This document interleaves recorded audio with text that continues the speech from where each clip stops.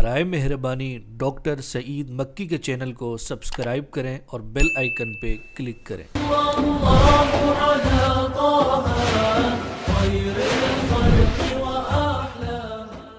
الحمد للہ رب العالمین والصلاة والسلام علی اشرف المرسلین سیدنا و نبینا و مولانا محمد صلی اللہ علیہ وسلم وعلی آلہ وصحبہ اجمعین وبعد۔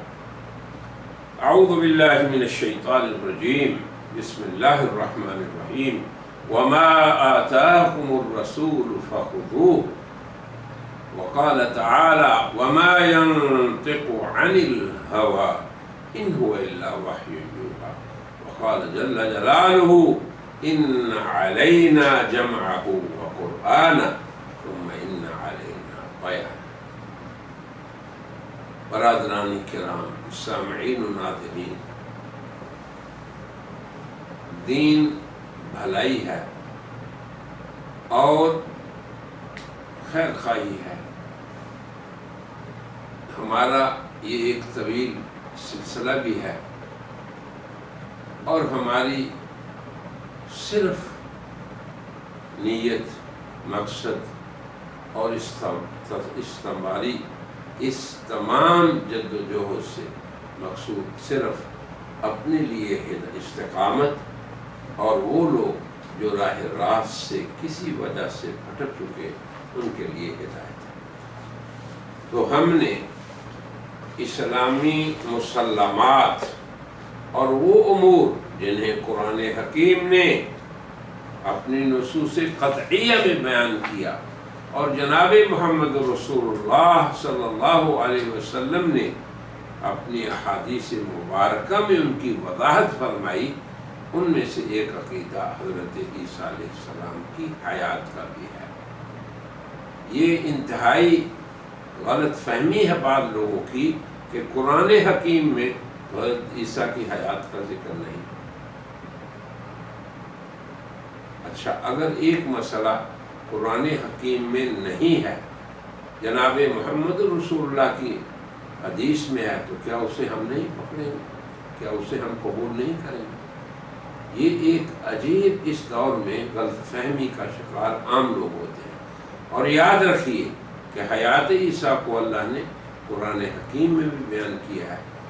اب دیکھیں عیسیٰ علیہ السلام کا قصہ، ان کی توفی کا ذکر، ان کی ولادت سے اتنا اہتمام سے اللہ نے اس قصے کو ذکر کیا ہے امت مسلمہ کے لیے کہ کیونکہ عیسیٰ علیہ السلام کا اس امت کے مستقبل سے بھی تعلق ہے۔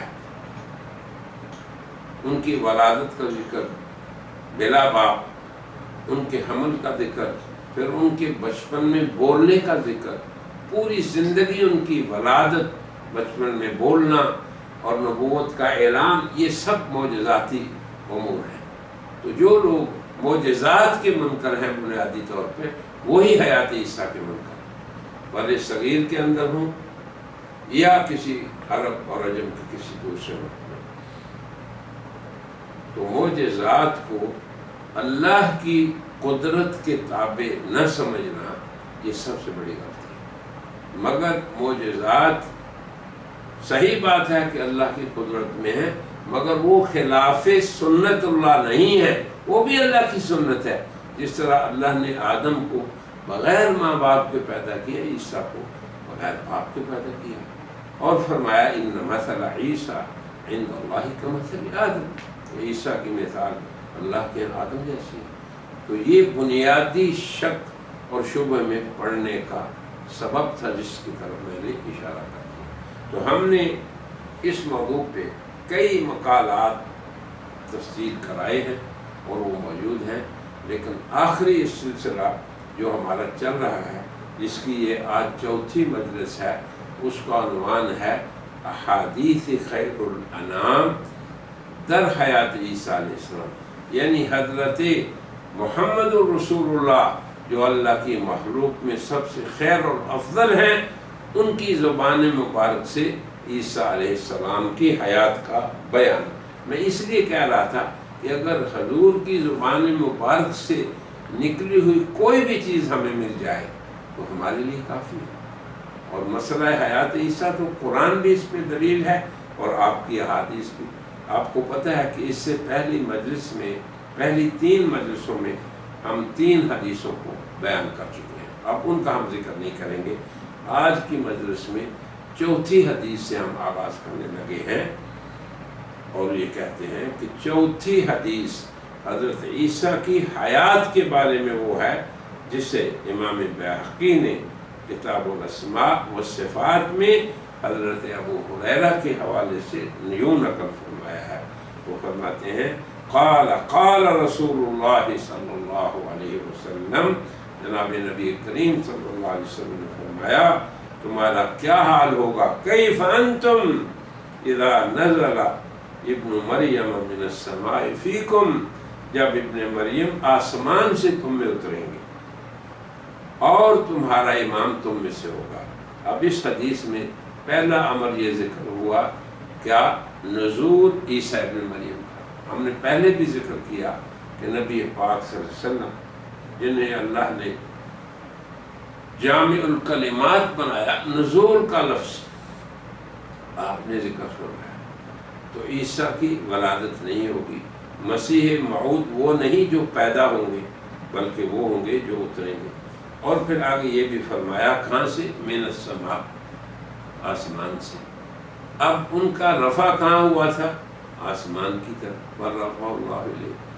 تو رفع اور نزول، نزول رفع کو لازم ہے اور رفع اور نزول دونوں حیات عیسیٰ کو لازم ہے۔ اور آگے فرمایا وَإِمَامُكُم مِّنكُم، اور تمہارا ایمان تمہیں میں سے ہوگا۔ تو اس حدیث میں حضرت مہدی رضی اللہ عنہ کی طرف اشارہ ہے، جن کے پیچھے، جن کی امامت میں حضرت عیسیٰ علیہ السلام آسمان سے نزول کے بعد نماز پڑھائیں گے۔ روایات میں ہے کہ عصر کا وقت ہوگا، نماز کی اقامت ہو چکی ہوگی، جب عیسیٰ علیہ السلام اتریں گے تو حضرت امام مہدی فرمائیں گے کہ آپ نبی اللہ ہیں، نماز پڑھائیں، تو وہ یہ فرمائیں گے نہیں، تمہارا امام تم میں سے، اس طرف اشارہ ہے۔ اور اس معنی میں یعنی نزول عیسیٰ علیہ السلام کی یہ جو کیفیت ہے، اسے امام بخاری، مسلم، مسند احمد، سنن ابن ماجہ اور تمام جتنی روایات کتابوں، احادیث کی کتابوں میں آئی ہیں، سب میں ایک لفظ نزول، اترنا۔ اب آپ خود دیکھ لیں، اترنے والا زندہ ہوتا ہے، اترنے والا اترنے سے پہلے اس کا رفع ہوتا ہے، اور رفع اور نزول دونوں حیات عیسیٰ کو مستلزم ہے۔ چلیں مختصر یہ اس حدیث کے بارے میں ہم نے بتا دیا۔ 5ویں حدیث وہ کیا ہے، جسے امام مسلم، امام ترمذی، امام ابو داؤد، ابن ماجہ اور مستدرک حاکم میں حضرت نواس بن سمعان رضی اللہ عنہ سے روایت کی ہے، ان تمام محدثین نے۔ وہ کیا ہے، قال، وہ حضرت نواس فرماتے ہیں قال رسول اللہ صلی اللہ علیہ وسلم، آپ نے فرمایا صلی اللہ علیہ وسلم نے۔ اب آپ ذکر فرما رہے تھے علامات ساعہ یا بہت سے امور، تو آخر میں یہ بھی ذکر فرمایا فَيَبْعَثُ اللَّهُ، پھر اللہ تعالیٰ عیسیٰ مسیح ابن مریم کو مبعوث فرمائیں گے۔ کیا مطلب، فَيَنزِلُ، اتریں گے، عند المنارۃ البیضاء شرقیہ دمشق، سفید منارہ دمشق کے مشرق میں۔ اب آپ کو پتہ ہے کہ مرزا غلام احمد قادیانی نے ہندوستان میں جب دعوی مسیحیت کیا تو وہاں اس نے ایک منارہ بنانا شروع کر دیا، مگر اس کی زندگی میں اس کی تکمیل نہیں ہوئی۔ اب آپ خود سوچیں، تکمیل اس کی بعد میں ہوئی۔ آپ جب MTA یا کوئی ان کے اور وسائل اعلام دیکھیں گے تو اس میں منارے کا فوٹو ہے، ایک طرف بیت اللہ شریف کا فوٹو ہے، یہ کتنی بڑی دھوکہ دہی ہے، اور دوسری طرف وہی منارہ ہے، کون سا، قادیان کا، جو بنا اترنے والے سے پہلے نہیں، جس کی تعمیر مرزا غلام محمد کی وفات کے بعد ہوئی۔ اب آپ کیا کہیں گے، جس منارے پہ اترنا تھا وہ تو مر گیا اس دنیا سے، جس نے منارے پہ اترنا تھا۔ پھر آگے دیکھیں کیا تعویل ہے۔ دمشق کہاں ہے؟ شام کے اندر، عرب ملکوں میں، اور یہ قادیان کہاں ہے؟ ہندوستان میں، پنجاب کے صوبے میں۔ تصور کریں، اور کیا تعویل ہے کہ جی وہ مشرق کو ہی ہے نا۔ تو اب اس کا مطلب کیا ہے کہ مشرق کی طرف جتنے ملک یہاں واقع ہیں، ہندوستان، اس کے بعد بنگلہ دیش، پاکستان بھی مشرق کی طرف ہے، اس کے بعد انڈونیشیا، ملائیشیا، جاپان، جتنے آخر تک ملک ہیں وہاں پیدا ہوتے رہیں گے اسی طرح کے مسیح جھوٹے مدعین مسیحی۔ انا للہ، کیا تعویل ہے؟ جب رسول اللہ صلی اللہ علیہ وسلم نے شہر کی تعین فرما دی، مکان کی تعین فرما دی، تو پھر اس میں کیا پھر آدمی کو حق حاصل ہے کو گڑبڑ کرے۔ فرمایا کہ وہ دمشق شہر ہے، اس کے مشرقی جانب سفید منارے پہ اتریں گے، اور پھر آگے یہ بھی فرمایا کیسے اتریں گے؟ بین محلولتین، یعنی جس طرح پہلے ایک حدیث میں آیا تھا کہ وہ پہنے ہوئے ہوں گے ممرستین، دو زرد چادریں، اور یہاں فرمایا محلولتین، یہ بھی مراد اس سے دو چادریں ہیں۔ اور کیفیت کیسے ان کے اترنے کی؟ واضعا یدیہ علی اجنحۃ ملکین، دونوں ہاتھ ان کے کہاں ہوں گے؟ دو فرشتوں کے مونڈوں پہ ہاتھ رکھے ہوئے ہوں گے، کندھوں پہ ہاتھ رکھے ہوئے ہوں گے۔ اب آپ یہ دیکھیں اس حدیث کو جب آپ سامنے رکھتے ہیں، جسے کہ جملہ محدثین نے روایت فرمایا ہے، بلکہ اکثر محدثین نے ان الفاظ کے ساتھ ذکر کیا ہے، اس سے یہ تو پتہ چل گیا کہ مسیح موعود وہ نہیں جو پیدا ہوں گے،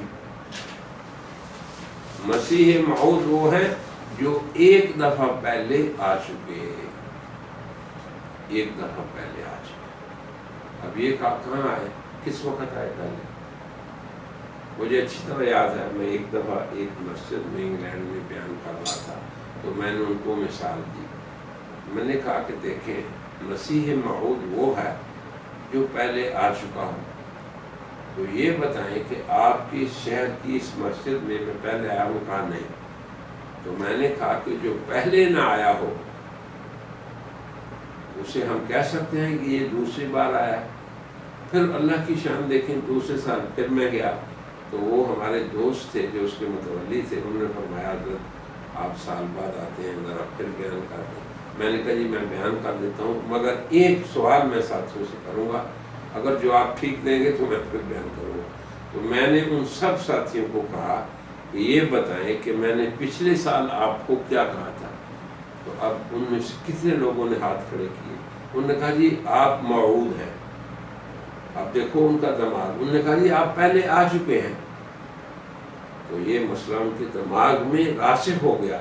اس لیے میرے سامعین و ناظرین اس بات کو ذہن میں ڈال لیں کہ مسیح موعود وہ ہوگا جو پہلے اس دنیا میں آ چکا ہے۔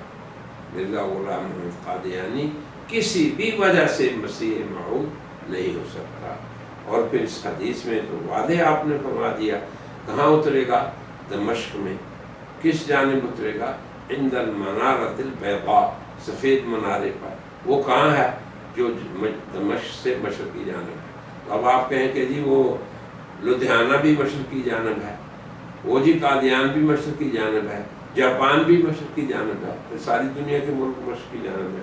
تو ایسی باتیں جو جناب رسول اللہ صلی اللہ علیہ وسلم نے قرآن کے بیان میں فرمائی ہو، تو یہ مسائل وہ ہیں جن کی اصل قرآن حکیم میں ہے۔ بل رفعہ اللہ الیہ، اللہ نے اٹھا لیا عیسیٰ کو، یہ کہاں ہے؟ قرآن میں ہے۔ تو اب اسی قرآن کی شرح جب جناب رسول اللہ فرمائے تو ہم کہیں جی یہ بات تو حدیث میں آئی ہے۔ ایسی بات نہیں۔ مومن قرآن حکیم کی نصوص کو بھی تسلیم کرتا ہے، اور مومن وہ ہے جو قرآن کے بیان کو بھی تسلیم کرے۔ بیان کون کریں گے؟ जनाब मोहम्मद रसूलुल्लाह अपनी अहादीस मुबारका में। मेरी दुआ है कि अल्लाह ताला इंसानियत को इन इस्लामी हक़ाइक़ को समझने और इनको मानने की तौफ़ीक़ अता फरमाए, और मानने वालों को अल्लाह ताला दो सलाहियतें दे दे, एक हक़ पे इस्तिक़ामत और दूसरा हक़ को बयान करना।